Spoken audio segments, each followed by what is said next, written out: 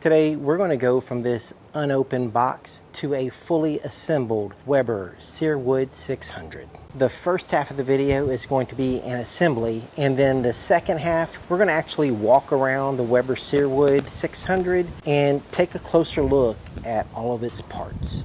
I'm Johnny, you're watching A View to a Grill. The first thing we need to do is follow the instructions on how to open the box. We'll get a pair of scissors, cut the tape, pop out these little white things, and pull the lid off the box. Now I can get that turned around so you can get a better look at the front of the grill. In the box you'll find a hard copy of the instructions if you prefer that method, but today we're using the built app. Now we can remove everything out of the box, take off the plastic cover.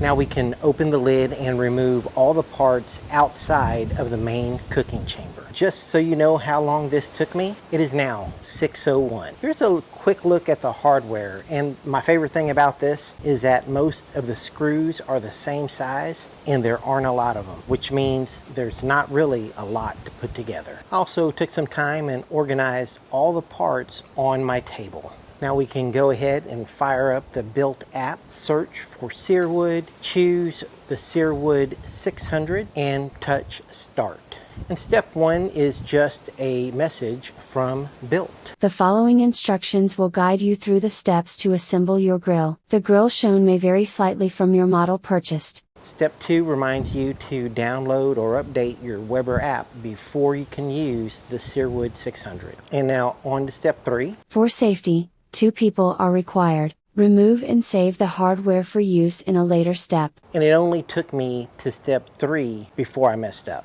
So I removed the pins, like it said. For some reason, I didn't watch the full instructions, and I failed to take the lid off, as it shows in step 3 right here. You'll see later in the video where that almost screwed me. Now let's move on to step 4. Do not fully tighten the screws. The legs are picture coded, so you just kind of match up the star to the star and the triangle to the triangle, just like it's illustrated right here in the app.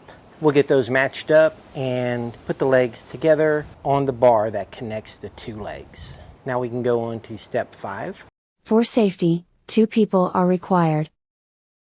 Now since I don't have any friends, I had to do this all by myself. And then take a look at the lid and how it just kind of slowly swings open. At this point, I am really surprised that the whole thing didn't tip over. But for some reason, I got lucky and it didn't. So in step 3, be sure to complete the entire step.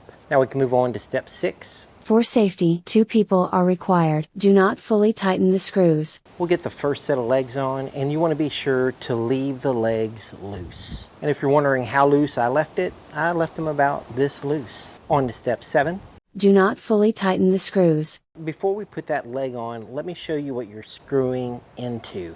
This is cast aluminum. You don't want to over tighten them because we don't want to strip out any of these tap screw holes. We'll attach that leg and be sure to leave it loose. On to step 8. And this is just a box that had some stuff in it that was inside the main Weber Searwood box. Now we're up to step number 9. Ensure the Weber logo reads toward the front of the grill. And we can install the bottom shelf. The bottom shelf is just held in place by these notches on the legs. Now steps 10, 11, 12, and 13 are all about putting in the screws. And again, at this point, we want to make sure that all the screws stay loose. And here's how loose mine were. Now step number 13, now that we have the bottom shelf and the legs on, everything is fit together, so now we can fully tighten our screws. On to step number 15. Here we're just taking that little bar that holds the wheels and installing that. And then step number 16, we'll then install our wheels. First, we'll put our wheels on. Next, we'll take these little clips and slide them into the hole, and then we can snap on the hubcaps, which takes us to step 17, and that is installing the side handle. You just get your 4 stainless steel screws and screw on the side handle, and you can fully tighten that. And at this point, I finally realized that I never took the lid off. And that was due to this picture right here. I felt so lucky that that thing never tipped over. If you have the large Searwood, yours will probably tip over because the lid is actually pretty heavy. On to step 18. For safety, 2 people are required. Now the app recommends 2 people since I'm by myself. I did this by myself and it really wasn't that difficult. I just grabbed the handle and pulled it over. Now let's do step 19, which starts the interior assembly. Now I'm not sure what these are called. They're some kind of heat deflector, I believe. We'll just slide those in to the side. There are 2. Now on to step 20, we're going to add this item right onto the bottom. Move it on to step 21. This is the heat deflector and it just sits right over the fire pot. On to step 22, and this is the single flavorizer bar. And now step 23, onto the ash and clean out system. It just slides in right on the underside of the main cooking chamber. And then for step 24, it's the grease pan. For easy clean out, you can get these little foil pans to go right inside of it. And then step 25 is putting the lid back on. But I never removed mine, so I didn't have to do that. 26 is reinstalling the pins, which I never removed. And then step 27 is installing the locking pins, which I did remove, and now I am putting those back. Almost done. Step 28, let's get the grill grates in. There's a little short side grate and then the main grate. And then for step 29, we can install the top grate. Moving on to step number 30, we can install the lid handle. Easy enough, 2 screws and some spacers, and you're done. Step 31 is installing the panel. You'll plug in that red cord right into this hole. And then step 32, you just snap it right onto the face of the pellet hopper.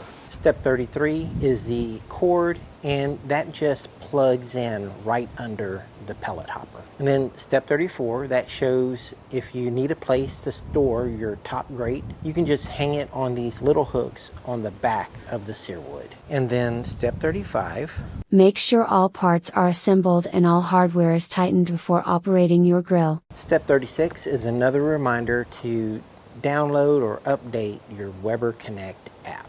And that brings us to right here. It is 7:02.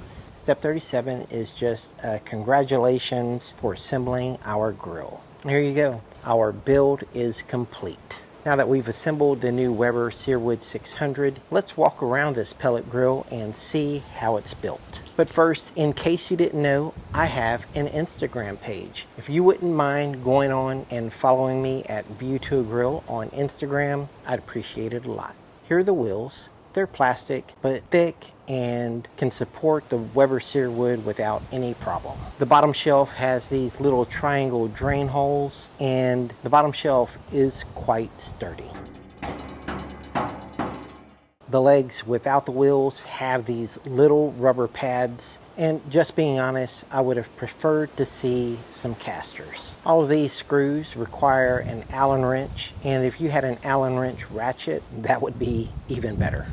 Then we'll take a look at the grease collector down here at the bottom, and it slides out really easily, and it's made out of stainless steel. For easy clean out, you can either line it with foil, or you can buy these little foil pans that fit right inside. And then the whole ash removal system is porcelain coated and slides out easy and slides back in easily as well. And then we have the front leg support, which is solidly made and has a nice red accent. Side handle is stainless, and remember, we screwed that in with stainless steel screws. Fits like a glove and can handle the weight of the Weber Searwood. The front handle is also made out of stainless steel, feels good in the hand, and works like a charm. On the front of the hopper, you'll find some access screws in case you ever need to get inside. There's also 2 probe ports, 3 grill tool hangers, and the Searwood badging. This pellet grill is not on. I just haven't removed the little peely thing yet. I'll do that for my first cook. Now, the control panel just kind of snapped on very easily, but don't be fooled, it's on there nice and snug. And we have this nice little stainless steel accent piece that prevents items from falling between the grill and the hopper. Now we can open up the hopper and take a look at the grate that's in there. That was pre-installed to keep you from sticking your hands in there. And if we take a look inside, you can see how deep and steep the sides are. So I don't foresee any problems with the pellets getting fed into the auger. And then here is the release door if you want to change your pellet flavors. And that door is wide enough to make it a pretty quick job. Now we can get the hopper door closed, and if I try to move that hopper around a little bit, it's been installed very well. Doesn't move at all. On the back you'll find these hinges so that if you unscrew the 2 screws in front, you can open this whole thing on the hinges. Here's the separation between the bottom of the pellet hopper and the top of the pellet hopper. Another item I would have liked to have seen is something to wrap your cord on. At the moment, I'm using the 2 little hooks that are actually meant for your top grill grate. Here is the wire for the thermometer that's inside the main cooking chamber, and it's been secured with these little clips. Now let's get the lid open and take a better look at what it looks like inside. Here's the thermometer I was telling you about. It's on the back center of the grill. The Weber Searwood also comes with 1 probe and this ash cleaning tool. Here's that little plate that just slides right onto the side. I don't know what they're called. I think they're some kind of heat baffle or heat deflector. Here's the part that houses the auger that was already installed. And then if we take a look at the actual bottom cooking chamber, look how steep these sides are. These sides are going to direct any grease or ash straight to the bottom into this ash collection tray. Notice those 2 rows of holes that go all the way around the fire pot. And then this thing. I'd love to know the story behind how this was designed and who designed it, because I mean, I get that it has sloped sides and grease and oil will run off those sides into the ash collection tray, but is it just something to put in that empty space? I'd like to know. If you have any idea, comment below. Here is the 1 flavorizer bar, and it has these vents on both sides. And then here's what it looks like from the underside, and then from this angle you can see all 4 vents. And then here's what it looks like from the side. You can see the folds and creases, and then it just sits right over the fire pot. And then here you can see that the flavorizer bar is in the center of the grill from one end to the other. Now let's take a look at the grates. All the grates are very heavy and plated. Here you can see that the bottom grates use a thicker gauge rod than the top grates. Let me show you how heavy these things are. The main grate comes to about 78 ounces. The smaller grate is about 36 ounces. And the top grate is about 44 ounces. Now let's take a look at the heat deflector. This thing is heavy, and you can see that a lot of engineering went into it. Here's what it weighs. Got almost 77 ounces. The heat deflector goes right over the fire pot, and you can tell that it's in the center of the grill. Now let's get the grates in, and then I can show you how some frozen meat fits on those grates. Here's a small brisket. It is almost 10 pounds from the back to the front, and after trimming it'll even fit a little better. Here's a rack of St. Louis style ribs, and it also fits from front to back. And that same 10-pound brisket fits on the top shelf, and you can easily close the lid. You can see the 10-pound brisket on the left, the ribs on the right, and there's also enough room for another rack of ribs right in the middle. I really like how Weber used cast aluminum for the sides, the back, and the main cooking chamber. And all of these are pre-assembled, so you don't have to worry about putting them together yourself. The center part of the lid is rolled steel, and underneath you have this heat deflector. And the metal portions that have been stamped or rolled are all porcelain coated. And then here you can see me moving the Searwood. Now I do wish it had some casters on it to make it easier to roll around, but honestly it's not a deal breaker. So far I feel like this is going to be a great pellet grill. Now as I'm doing this voiceover, I've actually not downloaded the software or cooked on it yet. So in the comments below, tell me what you would like to see me cook, and I'll try to schedule a video doing that cook. Now, if you haven't already subscribed to A View to a Grill, you really need to subscribe. I'm going to be doing a few cooks on this Searwood so that we can see how it performs. Thank you for watching A View to a Grill. I'll see you guys next time. Take care, y'all.